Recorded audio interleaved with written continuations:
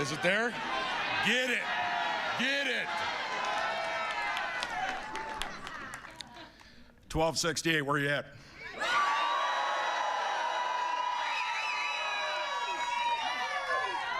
$2019, you remember that, the contract?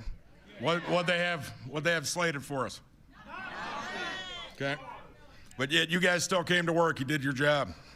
You were hoping something would happen. December 9th, 2022, when corporate came in, said they're moving up the data idling, closure. You guys still came in and did your job. The difference we had was the leadership that was getting put in place. Somebody that was going to fight for us. We got lucky enough to get Brandon Campbell, Regional Director. VP Rich Boyer. And President Fain. Three guys that they haven't forgotten what it is to be on the floor. Brandon Campbell, he's from our local. He wanted this as much as we wanted it. Don't forget yourself. Well, and I was getting to that. So I wouldn't have ran if we didn't have that leadership here.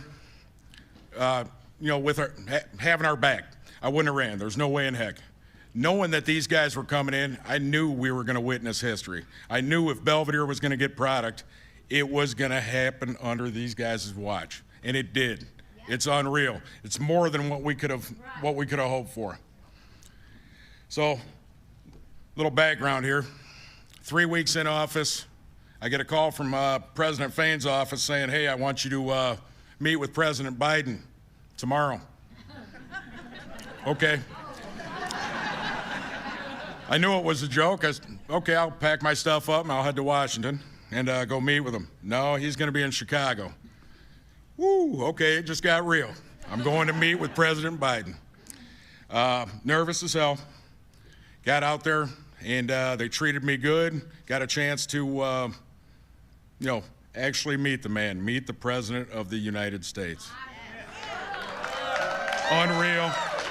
Something I never thought I would have had the opportunity to do. But when they called my name as I'm coming into the room where the president's at, I believe all they got out was UAW, and I don't think anything else was said. President Biden kind of walked to me and said, "Matt, come here, let's talk about Belvidere and Local 1268. Came out of his mouth talking about small town America. I couldn't believe it. Lost for words. Anyway, we did our pictures, our conversation. He asked me about what was going on at the plant and stuff like that. I'm scanning the room. I'm seeing people in there. They're taking notes. And he asked, "Well, what can I do?" Well, make some calls. Anything.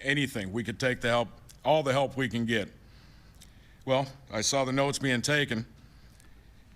When I left, I have to believe that call happened. And to this day, I believe those calls happened. I think we had quite a few people out there helping us.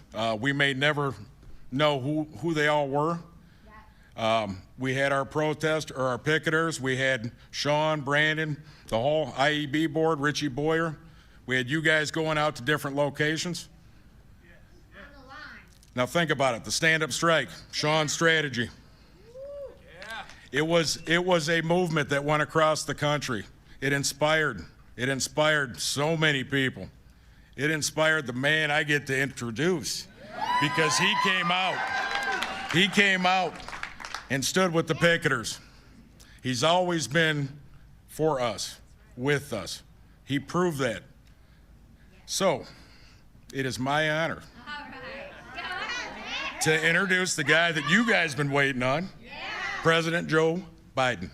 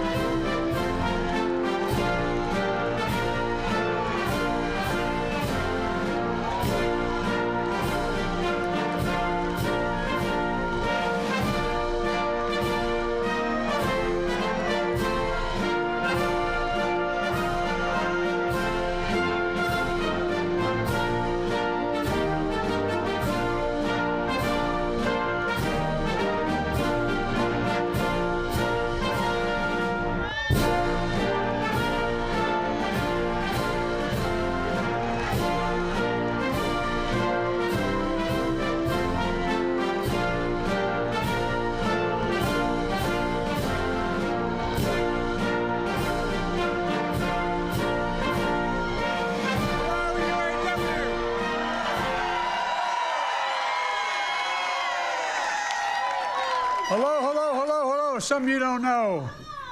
My state of Delaware, a little state, because we had a small population, had the highest percentage of UAW workers in the United States of America. We're the largest GM plant. We're the largest Chrysler plant outside of Detroit. And we had a lot of shipping as well. But here's the deal. I got raised on automobiles. My dad ran an automobile. He didn't own it. He ran an automobile agency for a long time.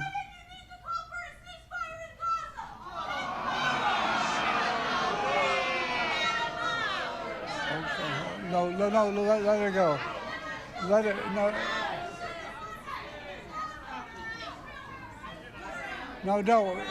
let it, it's okay. Anyway.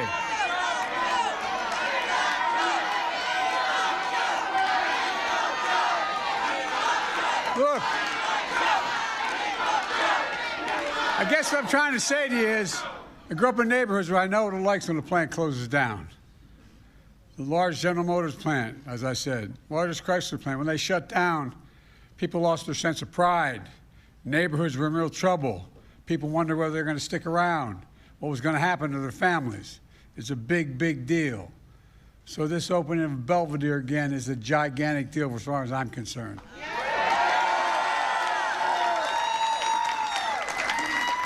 Matt, the UAW in Boone County is lucky to have you, pal.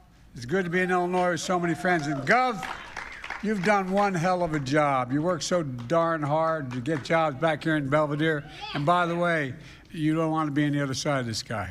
He knows what he's doing. And two members are here from the outstanding congressional delegation, Bill Foster and Eric Sorensen. Bill, where are you? There they are.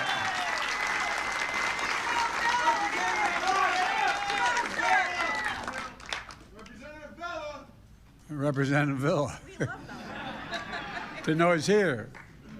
And look, one of your great senators, where are you? I'm sorry, man. And two of your great senators, Dick Durbin and Tammy Duckworth, can't be here because they're in Washington voting. But they had to stay back. And by the way, they fight tirelessly for the people of Illinois. And Durbin busted his neck in this job, too, as well. Look, folks. They've worked nonstop to bring good jobs back to Belvidere. Two people of my team are here who did so much to support UAW negotiations. Our acting Secretary of Labor, Julie Sue, where are you, Julie, and Gene Sperling. I think Sean would tell you they did a hell of a job, and thank you to all the state and local leaders here today. But most of all, to the members of the UAW, you're tough as they come. First outfit ever endorsed me as a 29-year-old kid when I was running for the United States Senate, and with me my whole career. You know, the fact is, it starts at the top, though, with Sean Fain. Sean, you've done one hell of a job, pal. When I called Sean to congratulate him on this historic deal to the big three automakers, he said the credit goes to all of you out there, and it does. And it may be true, but it doesn't hurt to have a leader with a backbone like a ramrod. And that's Sean. You know, he and the entire UAW proved what I've always believed. Wall Street didn't build America. The middle class built America. And unions built the middle class. That was true in the 20th century. It's still true today. And Americans know it. That's why unions are more popular today than they've been in decades. About 6 weeks ago, I went to Bellevue, Michigan, to join your brothers and sisters on the picket line. I brought back a lot of memories of my marching on picket lines as a United States Senator. But what I didn't realize, it was the first time a president ever did that. It was second nature. No, I'm serious. I didn't know that. That shirt looks good on you. Well, I tell you, I've worn this shirt a lot, man. You have no idea. I've been involved in the UAW longer than you were alive, man. Look, that day in Michigan, I said the auto strike was about a simple proposition. You guys sacrificed to save the automobile industry. from the middle of a fight. No, that's a fact. You did. Some of you weren't around. You were too young. But I mean it. But the financial crisis more than a decade ago. And now the auto companies were doing incredibly well. So auto workers should be doing incredibly well as well. You saved the auto industry. And they should step up for you. A simple proposition. You kept the picket line going for 46 days. You kept your negotiations working round the clock, negotiators. And in the end, the deal you reached set a new standard. Over 30% increase in wages with the cost of living adjustments. Bigger pay increases over the next 4.5 years than the last 22 years combined. Greater retirement security, more paid leave, and commitments by the big three to create thousands more full-time middle-class jobs, investing tens of billions of dollars, building the auto future made in America. Look, folks, these deals are game changers, not only for UAW workers, but for all workers in America. Just ask the folks at Toyota, which last week announced it would significantly finally increase wages for their workers. You had no choice. They had no choice because of what you did. You helped everybody. And look, I want to thank you for your commitment to the solidarity for exercising your right to bargain collectively. You made this happen. And it's by the way, it's a bigger thing I think even you all realize. You're changing the face of the country economically. I also want to recognize Ford, GM, and Stellantis. They negotiated ultimately in good faith. And as a result, all the workers will be rewarded. And the iconic big three are going to still lead the world in quality and innovation because of you. Yeah. Look. But I'm a little selfish. I want this type of contract for all auto workers. And I have a feeling UAW has a plan for that. The future of the automobile industry will be made in America by American union workers. And I see the future here in Belvidere. Belvidere Assembly Plant was the beating heart of this community for nearly 6 decades, just like it was back in Delaware, where I was raised. 8 months ago, the plant idled indefinitely. 1,200 of you lost jobs. When that happens, a community loses more than jobs. It loses a sense of pride, loses a sense of being, loses a sense of dignity. What do you turn and say to your kids? What do you say to one another? Everything changes. It's devastating. Then this June, I had a combination with Matt about from the local UAW, as he just described. He said, tell me, what's going on with Belvidere? He told me how critical it was to get that plan up and online again. So I told my team, make Stellantis know Belvidere is a priority. And I got on the phone and let him know personally I thought it was a priority. No.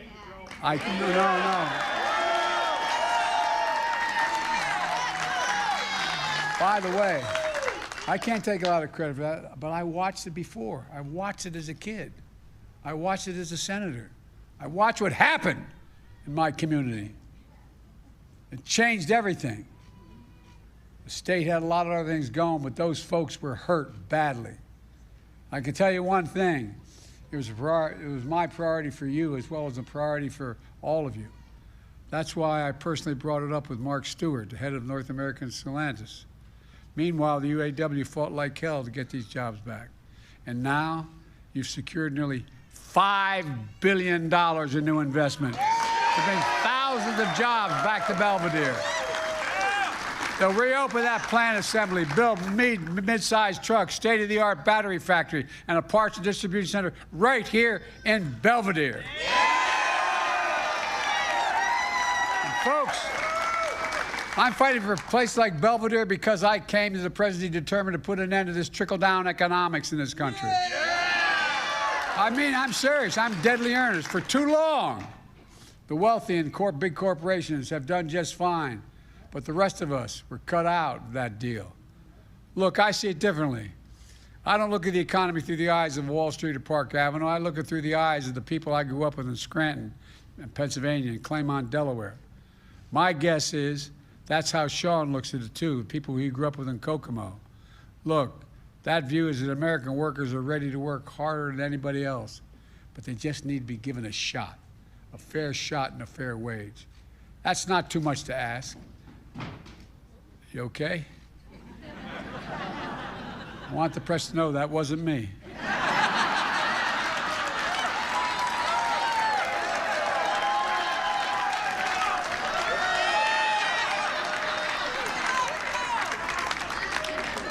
You know, my dad used to have a saying, for real.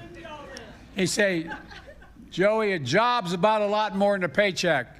It's about your dignity. Yeah. It's about, no, it really is. It's about respect. It's about your place in the community.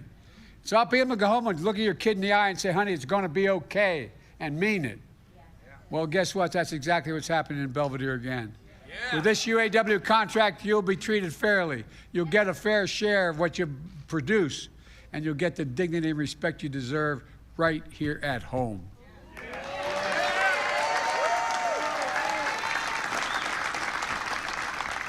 And I know maybe the press won't get this, but you all, or members of the union, will get it. And you'll be able to look your kid in the eye and say, honey, it's going to be okay. Yeah. It matters. I ran for president to bring back good paying jobs that you can raise a family on, whether or not you went to college, to give working families more breathing room. And the way to do that is to invest in ourselves again, invest in America, invest in American workers. And that's exactly what we've done. Folks, since I took office, our nation has invested billions to supercharge advanced manufacturing here at home, including electric vehicles. China is determined to dominate the electric vehicle market by using unfair trade practices. But I will not let them. I promise you. I mean it. Look, let me give you an example. America invented the semiconductor, those little computer chips about the size of the tip of your little finger. They power everything in our lives, from cell phones, the refrigerators, the automobiles. As many as 3,000 are in a single electric vehicle. And over time, we went from producing 40, we invented the damn chips. No, we did. We invented them here in America. We used to produce 40% of them. Now we're down to 10%. We saw what happened in the pandemic when we couldn't get those chips, remember? Yeah. People didn't know what else supply chain meant. We all know what supply chain means now, don't we? Well, I was determined that no supply chain is ever going to deny us, because it's going to start here in America, the supply chain. And I really mean it. I literally went around the world convincing chip manufacturers in other parts of the world to come and invest in America. The end result is companies around the world are investing $200 billion to increase chip production. And by the way, they're going to produce a whole hell of a lot of jobs. So you know those fabs, they call them, the factories they build, like the one they're building west of Columbus, Ohio? Guess what? They employ thousands of people. And you know what the average wage in there is? $112,000, and you don't need a college degree. And then I kept talking about science. How can you be the leading country without investing in science and research? And because of the CHIPS and Science Act, which I put together and signed into law, the United States is going to invest another $50 billion to manufacture these semiconductors at home. Now we'll be able to ensure that we have a supply chain in a nation that we can rely on. Then, thanks to the bipartisan infrastructure law, which is over $1 trillion, guess what? We're building a network of 500,000 electric vehicle charging stations all across America by your brothers and sisters, the IBEW, and that's a first-rate outfit, man. These charging stations will be easy to find and reliable as any gas station. You'll be able to travel across the nation. And then we had the thing called the Inflation Reduction Act, which I put together, which I might add, not one guy on the other team voted for. And that law has driven nearly $100 billion in investment in electric vehicles and EV batteries here at home. And my administration announced a $12 billion to convert the existing auto factories to manufacture electric vehicles if they're in the transition. Because I strongly believe when a company transitions to a new technology, they should retool, reboot, and rehire in the same factories with the same workers in the same community that existed there before. Yes. They should get the first shot at the jobs. That's what you made happen here in Belvidere, and it should happen all across America. Let me tell you all the investments we're paying for, we're paying off. Sales of electric vehicles here at home have tripled since I took office. 80% of electric vehicles on the road today were made in America. And that means good paying jobs for American auto workers. That also means, let's think about this. When my predecessor, the distinguished, anyway.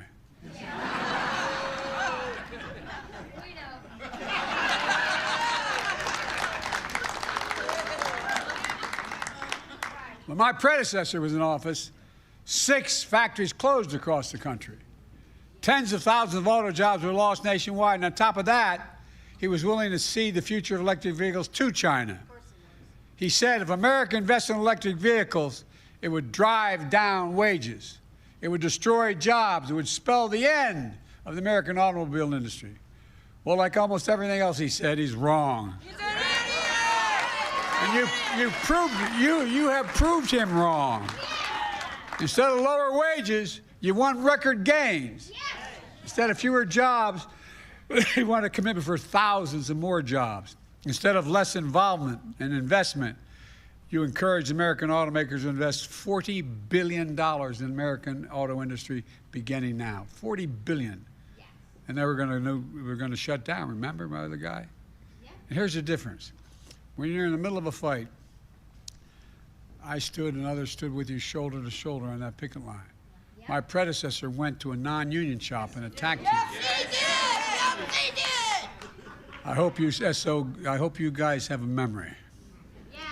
Where I come from, it matters.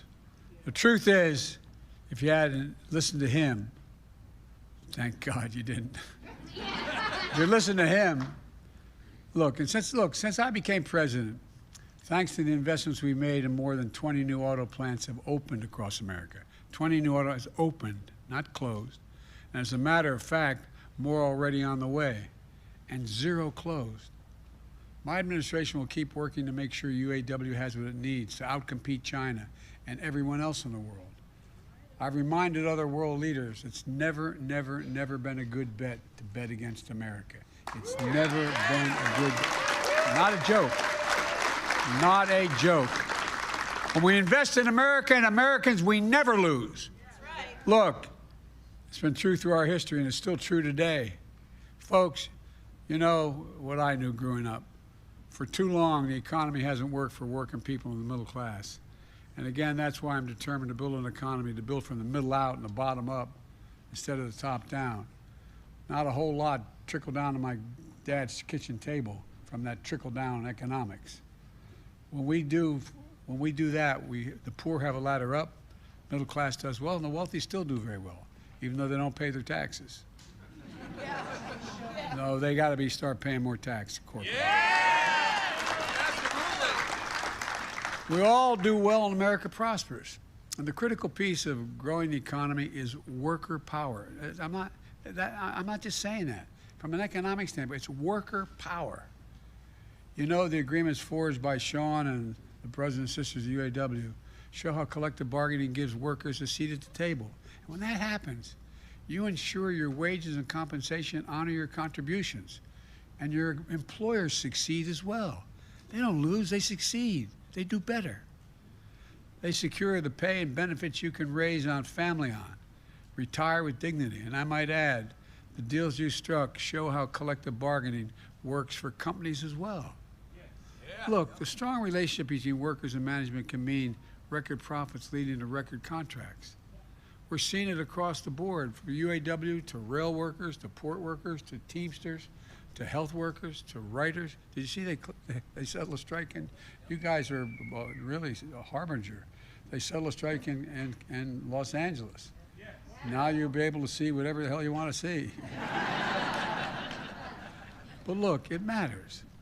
I asked the U.S. Department of Treasury to do a full-blown study to determine, and they recently released a report showing that how unions are not just good for union workers, but non-union workers as well.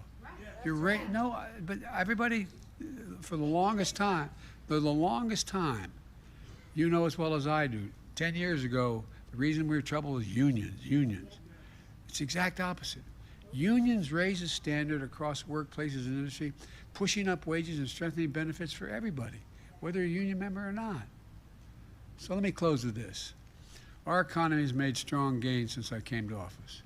We have the strongest economic growth and the lowest inflation rate of any major economy in the entire world. We got more to do. We got more to do. But our economy grew, we'll bore you with a statistic, 4.9% last year. That's the highest growth in 2 years. More people are working today than ever in the United States of America, more. Unemployment has been under 4% for 21 straight months. That hadn't happened in a long time. Inflation has come down 2/3 since last summer, and it's going to come down more. And wages are actually going up, not just in your industry, but wages are going up.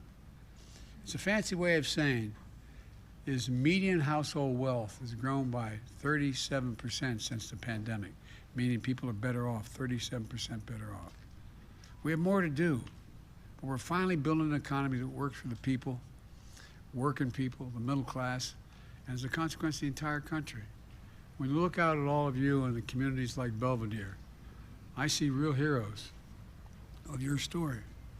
You know, you and the American worker, you're the American people. Because of you, I can honestly say, and I mean this from the bottom of my heart, I've never been more optimistic about America's future than I am today. And I know I only look like I'm 30, but I've been around a long time. We have to just keep going. Think about this. Is there ever anything America set its mind to as a nation that we've done together that we haven't succeeded? Not a joke. Ever. Anything. Well, you know, Donald Trump often says we're now, quote, we're now a failing nation. We're a nation in decline. And by the way, the reason I mention it is these mega Republicans. I don't know where they come from. No, I mean it sincerely. But that's not what I see. I, like you, I know this country. I know what we can do. And folks are given half a chance. That's why I'm so optimistic about our future. We just have to remember who we are. We are the United States of America. There is nothing beyond our capacity if we work there. Nothing, nothing, nothing. And you're making it happen. God bless you all. May God protect our troops.